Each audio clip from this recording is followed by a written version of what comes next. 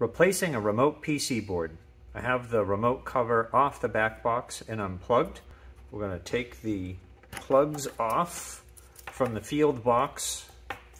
We're going to remove this IDC connector straight up and just fold that back a little bit.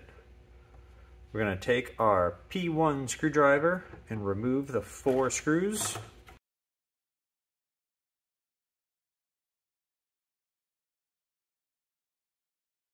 We'll take the old board out, set that aside. We have the new board that comes in a static sensitive bag. Note that this is a static sensitive board and you want to take care to make sure that you're grounded and that you're not creating a lot of static. So I'll take the board out of the box.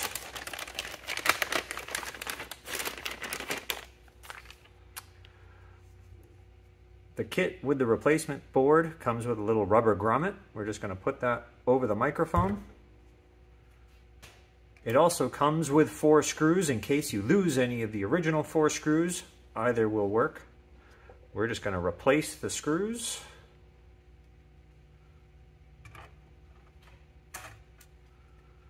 I suggest putting the screws on loosely and then tightening them all back up.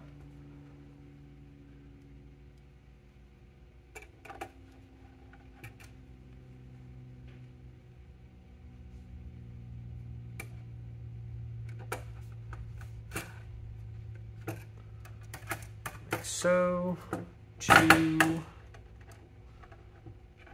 3, 4. Okay, then we will replace the IDC connector. Make sure that this is on and centered on both pins, so we're getting a good connection for all the pins. So all 14 on there, that just slides on. We'll make sure our board address, whatever the old one was, will match that. We'll replace our field connections, and we're good to go.